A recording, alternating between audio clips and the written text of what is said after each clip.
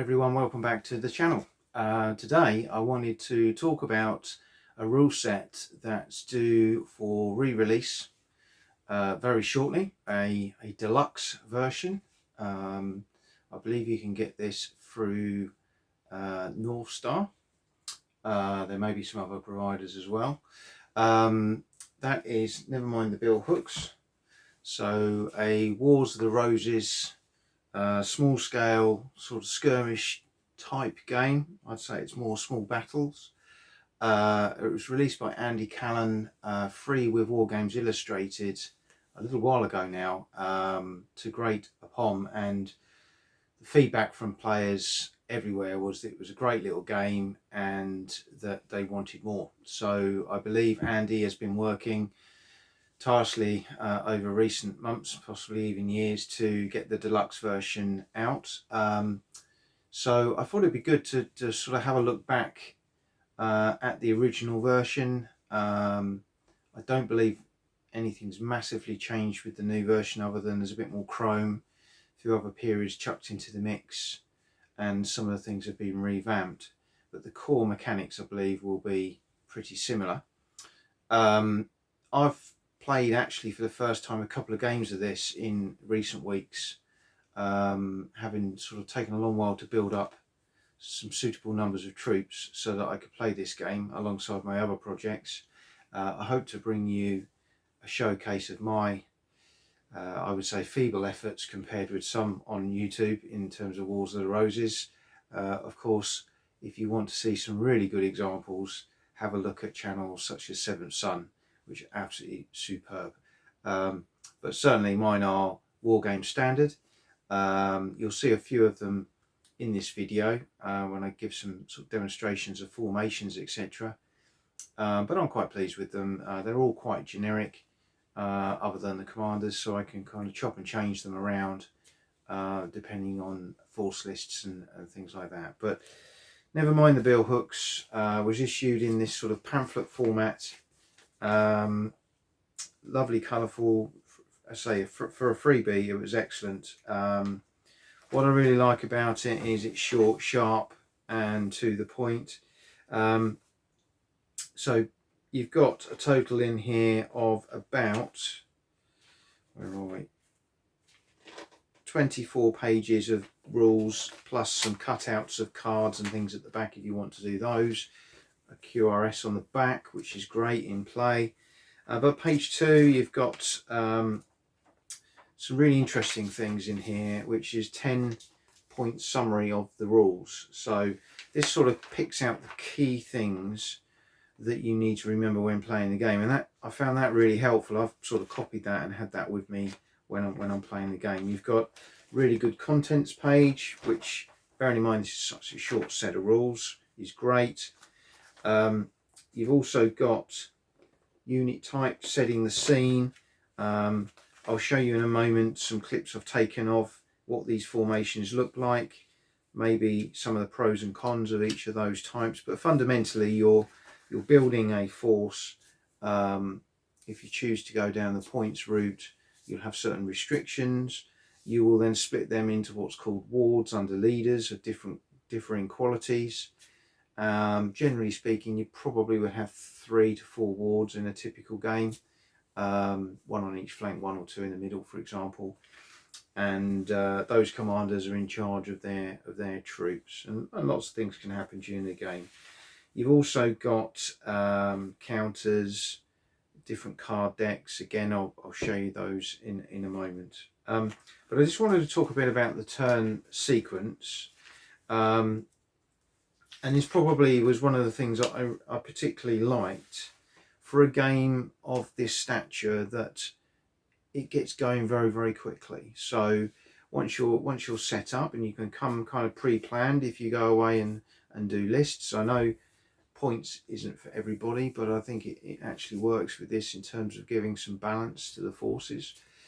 And because of the way the points work, you don't always end up with exactly the same number of points.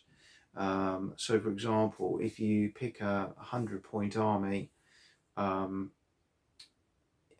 you decide to use a random card system to pick units, if you've picked up to 99 points, you can pick another card. Now that value of that unit could be a few points up to say 24 points.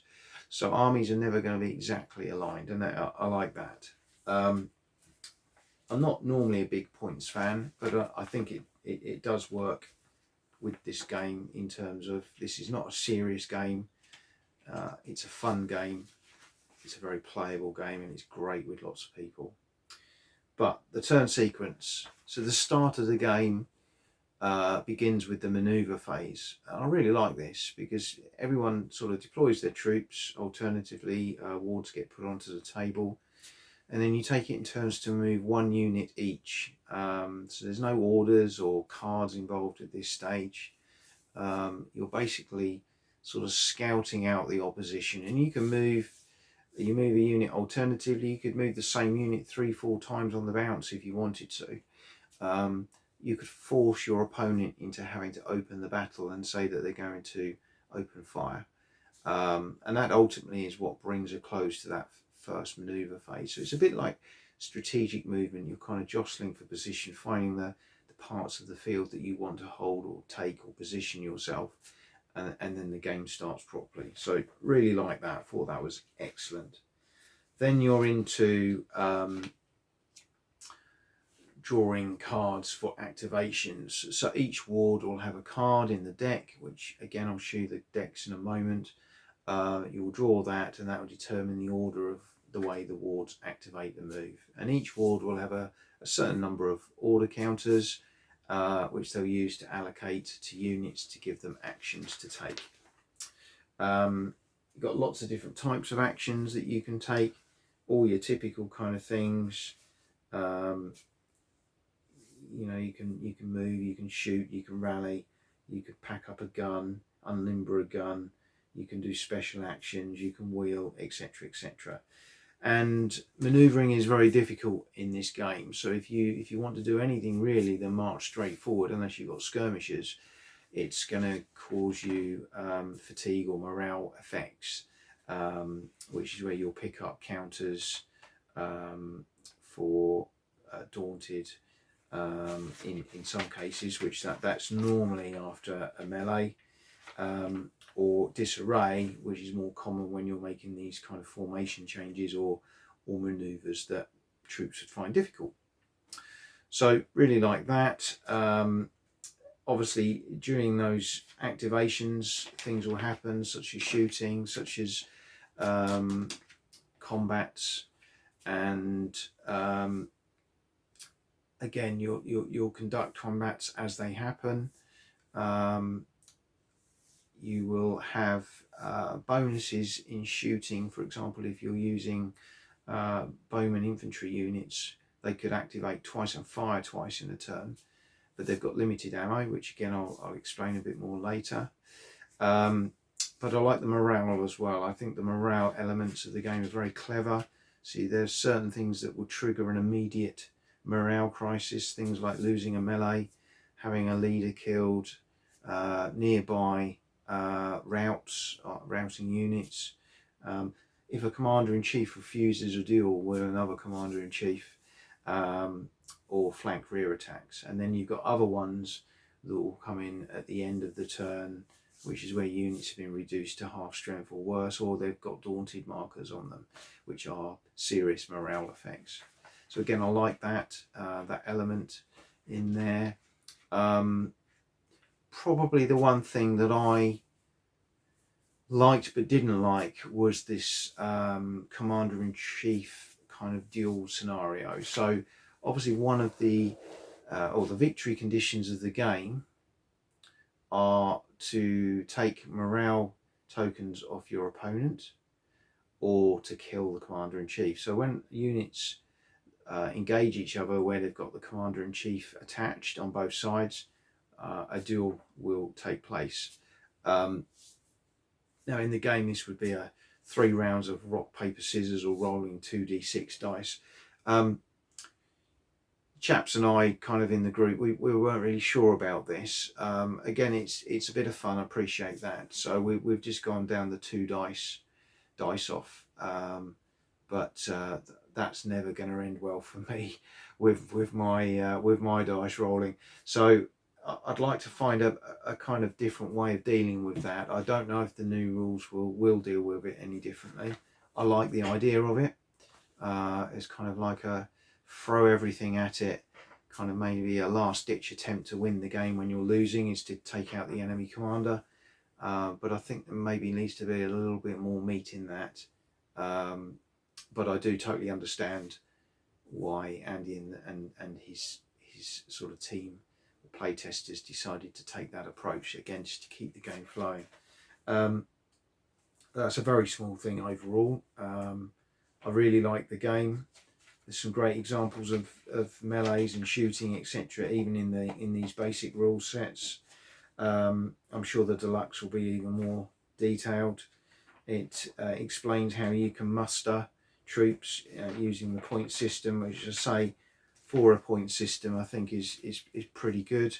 My own experiences of having had 2 games was actually they were quite finely poised a lot of the game until the last sort of couple of turns, when it became apparent one side was starting to fall apart, like a ward or a wing may have routed or run away, and that sort of gradually causes a bit of a steamroller effect.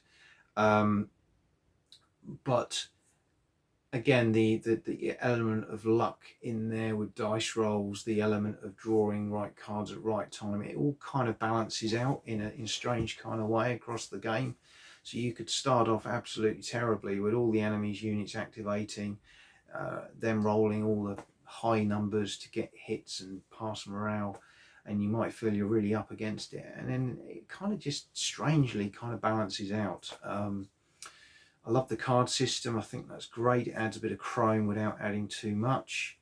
So yeah, my overall views on the game are, if you're looking for something that plays on a club night, 2 hours plus, I would say, maybe 2.5 hours. I think most of our games were that kind of length of time, possibly a bit shorter in one case actually, and that was us understanding and learning the game.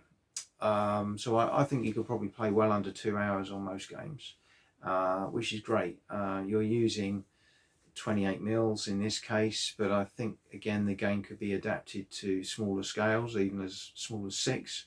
So those collecting 6 mil Wars of the Roses, don't be put off. I think this is doable. This is adaptable, and I think it's a nice game without being getting too bogged down in the detail. It allows you to put lots of nice colourful units on the table. It's a spectacle. The games always look great. So I think Andy did a really good job with this initial launch, and I'm sure the deluxe version will be even better. And we're going to carry on playing this base version to start with, still learning the game really. Having a few more games, we're still painting up some more troops, but it may be something I'll look at going forward. But I'm just going to finish the video with some clips I've taken of some of the components of the game, the formations and how they work, and hopefully that will sort of fill in any gaps you've got from this kind of overview, review, stroke my thoughts on never mind the Billhooks. So you have the play deck, which will be formed by a number of cards depending on leaders, units, and this is what will be the key mechanic in the game. So you will draw cards which will activate wards, but you won't draw the last card in the deck. So there's an element of friction and uncertainty as to who won't get to activate in a turn.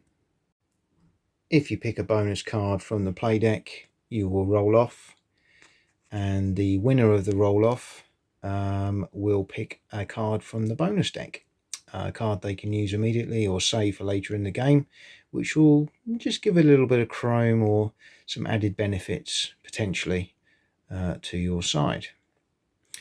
Draws on the dice off will result in no one taking a card. If from the bonus deck you draw a special event, you will then take one of the special event cards, which add even further chrome. For example, Falkenberg's Gambit, as you can see there. So again, these are things that can be used immediately or later in the game. And again, just add a little bit of chrome without, I would say, adding too much. So in terms of the special event and bonus decks, they add a bit of flavour, but they don't dominate the game. So there's some great counters in the game. These are pre-printed MDF counters, excellent quality. So you've got Yorkist, Lancastrian order counters here. Depending on the class of your ward leader, he will be one of 3 grades and will have 1 to 3 of these counters per turn to allocate to troops in his ward. Obviously, as and when he takes wounds, he may either die and you'll lose orders completely, or he will have a reduction in orders that he can give out. You've then also got the Disarray token and the Daunted token, which are the 2 sort of decreasing levels of morale grade of troops as they take casualties and generally attrition. And again, you will have these on the table depending on their status. You can rally them off using order counters, but ultimately, once you start accumulating these, it's a bit of a slippery slope. You have morale tokens. These will be allocated at the beginning of the game to each side based on the number of fighting units, excluding skirmishers and artillery. And as your army takes losses of units, you will hand these morale tokens over to the opposing player. And this will help towards victory conditions at the end of the game. It is very important for you to also keep and protect your commander-in-chief of the army, because if he dies during the battle, you automatically lose. So you've got units such as mounted knights, which really are very, very powerful in melee. The mainstay of any force would normally be your footmen at arms, very, very strong all-round troops, good in combat, good defence, also the most expensive.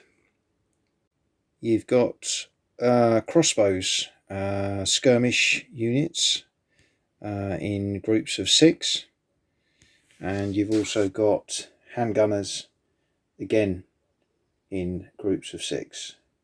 Taking the skirmish theme one step further, you've also got availability of Irish kerns. In this case, these are with small bows, but you can have them with darts as well. But your bread and butter troops are your archers and your bills. And generally speaking, 50% of your force needs to be made up of these 2 unit types. You can operate them individually, or there are bonuses and advantages of operating them in blocks. Be wary though, that can work both ways. It does give you an advantage in melee, but if the front unit takes a morale downturn, the whole block takes a morale downturn, so something to bear in mind there. What I particularly like about the line archer units is that they are restricted to the ammunition they can use, and they would have 6 shots in a game, typical game. Every time you take a shot, you reduce that, and because of the way the actions work, in theory they could fire twice in a turn, so you could see very quickly your ammo could be spent. Skirmishers and artillery are not restricted by ammunition. You've also got access to artillery, which certainly in this period was not a game changer, but just adds something a little bit different, exciting to the game. But I think these are treated really fairly in the rules. They're vulnerable. They are not, as I say, game changers, but they do have a a place to play in a game if you decide to use them. A couple of other units in play. These ones are not complete, are being sort of painted, renovated at the moment. So you can have Scourers, which are basically light skirmish horse. You can also have pikemen, and these operate again in units of 12, and you can form them into pike blocks, which makes them defensively very strong, but again they are vulnerable in terms of things like archer fire, etc.